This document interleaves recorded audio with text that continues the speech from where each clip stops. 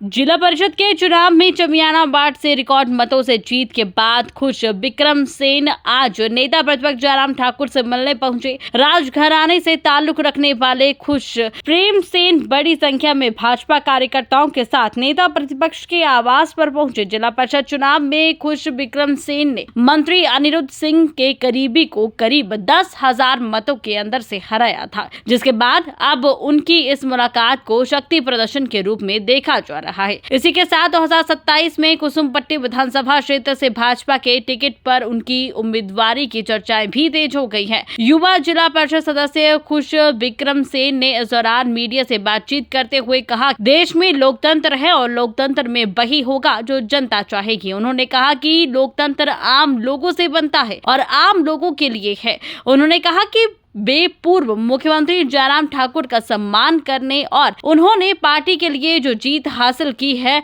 उसे उन्हें समर्पित करने पहुंचे हैं। उन्होंने कहा कि चुनाव में उन्होंने लोगों का विश्वास जीता है और अब आगे बढ़ेंगे। वहीं इस दौरान पूर्व मुख्यमंत्री और नेता प्रतिपक्ष जयराम ठाकुर ने खुशी जताते हुए कहा कि खुश विक्रम सेन शानदार जीत के बाद उनके बीच आए हैं। जयराम ठाकुर ने कहा कि युवा विक्रम सेन ने अपने जिला परिषद बोर्ड से शानदार जीत हासिल की, साथ ही ये प्रदेश सरकार के लिए भी एक संदेश है। उन्होंने कहा कि पंचायती राज चुनाव में जनता ने खोज कर भाजपा कार्यकर्ताओं को जिताने और कांग्रेस के लोगों को हराने का काम किया है। देखिए, ये लोकतंत्र है, जो जनता चाहेगी वही होगा। Democracy comes from the people, for the people, by the people. आप जानते हैं, तो जैसे लोगों की इच्छा होगी वैसे वैसे इस डेमोक्रेसी में होगा।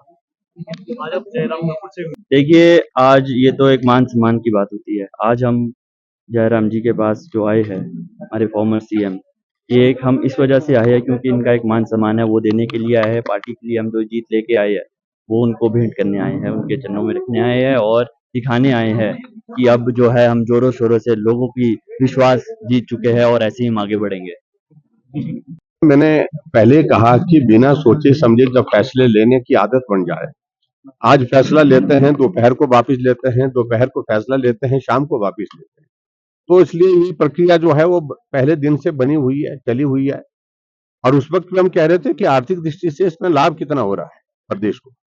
लेकिन सही बात तो यह है, अगर आज की तारीख में अगर थोड़ा सरकार को राहत मिली है तो केंद्र सरकार ने जो हिमाचल प्रदेश के लिए 3,920 करोड़ रुपए जो दिए, और जिसमें वो एक तरह की अनटाइड ग्रांट के रूप में, जिसको सैलरी पर और दूसरी चीजों पर वो खर्च करने के लिए रास्ते ढूंढ रहे हैं, अपनी गारंटियों को पूरा करने के लिए रास्ते ढूंढ रहे हैं, तो उसके कारण हुआ है। और मैं कह सकता हूं कि रेवेन्यू डेफिसिट ग्रांट से ज्यादा मदद तो अभी जो हिमाचल प्रदेश के लिए जो स्पेशल असिस्टेंस का 3,920 करोड़ रुपए मिला, जिसमें से 2,600 करोड़ रुपए जो है वो जारी भी हो चुका है, जो खर्च भी कर लिए।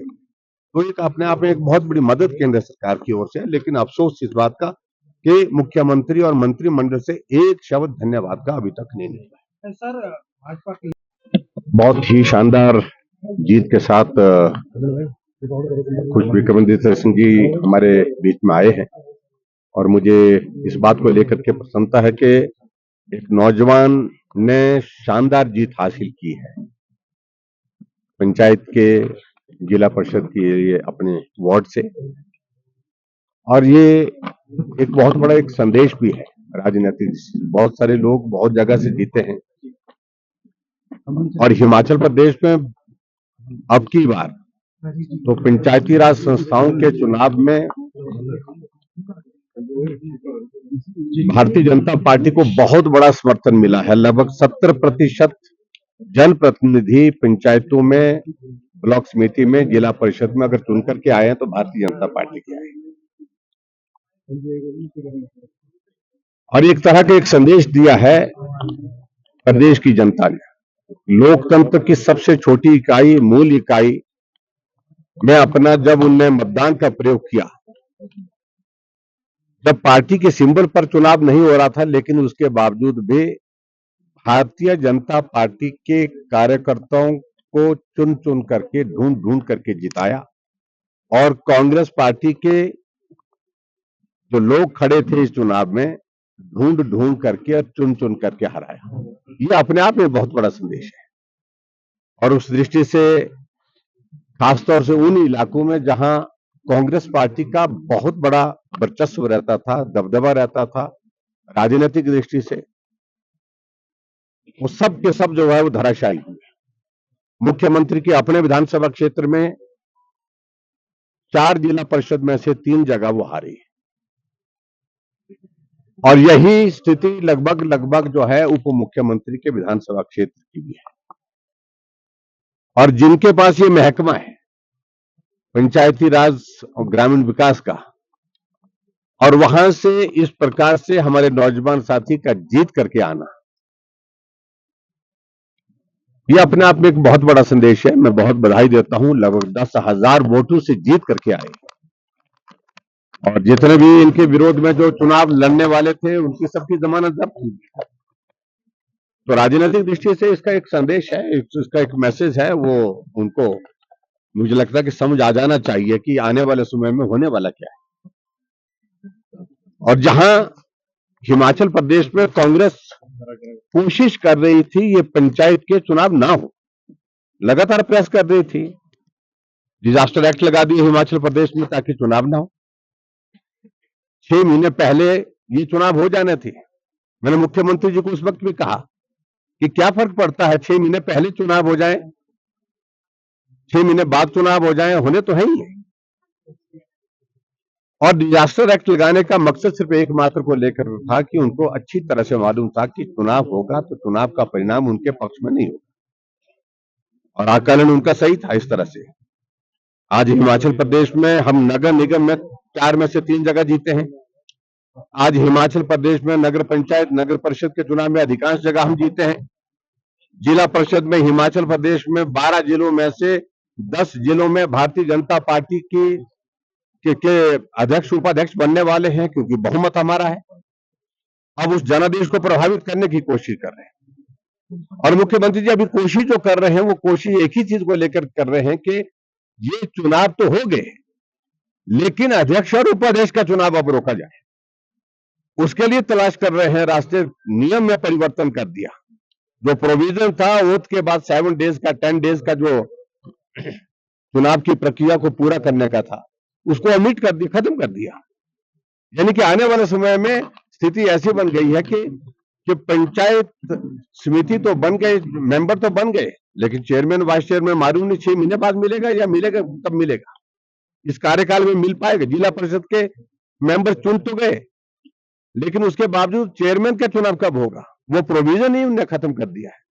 हम इस सारी चीज को लीगली एग्जामिन कर रहे हैं, और निश्चित रूप से हम विचार करेंगे, अगर इसमें कानूनी तौर पर अगर लड़ाई लड़नी पड़े उसको भी लड़ेंगे। और मैं आज के इस अवसर पर इतना ही मैं कहना चाहता हूं, संदेश बहुत मजबूत है, जमीनी स्तर से संदेश है, जमीन पांव तले कांग्रेस के नेताओं की, मुख्यमंत्री की खिसक चुकी है, ये एक संदेश है। और अपने नौजवान साथी खुश जी को मैं यहाँ से बहुत बहुत शुभकामनाएं देता हूँ, बहुत बहुत बधाई देता हूँ। आने वाले समय में हम संगठन में बहुत महत्वपूर्ण भूमिका निभाएंगे, काम करेंगे मिल करके, और कांग्रेस की सरकार को उखाड़ फेंकने का काम करेंगे। हाईकोर्ट का भी देखिए, पहले तो मैं इस बात को मान रहा था कि कांग्रेस पार्टी का अंदरूनी मामला, लेकिन अब अंदरूनी भी नहीं रह गया, अब ये सबका मामला बन गया।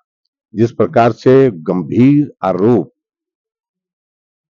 कांग्रेस पार्टी के पूर्व में रहे प्रदेश के उपाध्यक्ष ने लगाए हैं मुख्यमंत्री के ऊपर, अटैचिंग का जिक्र हो रहा है, 3 वहां 2 यहां, ऐसी बातें अगर कह रहे हैं तो ये इन बातों को लेकर के चर्चाएं तो हम बड़े लंबे समय से सुन रहे हैं कि सरकार में भ्रष्टाचार चरम सीमा पर है, क्योंकि जो अधिकारी हैं चारों तरफ जो उनके लगाए हुए हैं, और उसके साथ साथ में जो नेता हैं जिनके कहने पर काम होते हैं, उन पर आरोप तो लगे ही हैं। लेकिन उनके उपाध्यक्ष ने इस बात को और भी बेहतर ढंग से जो है वो लोगों के सामने जाहिर किया है। अब हम तो नहीं कह रहे थे, लेकिन उन्होंने कहा है।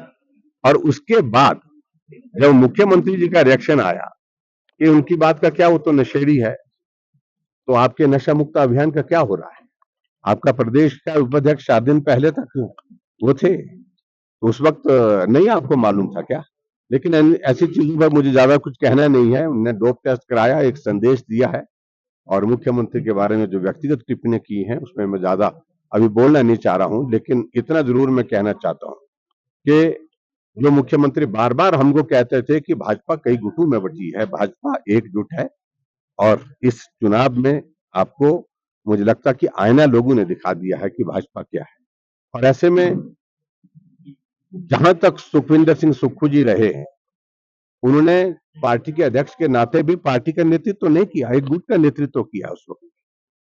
आज हिमाचल प्रदेश में मुख्यमंत्री हैं तो और मुख्यमंत्री के नाते भी वो सरकार नहीं है, सरकार का नेतृत्व नहीं कर रहे हैं, एक गुट का नेतृत्व कर रहे हैं।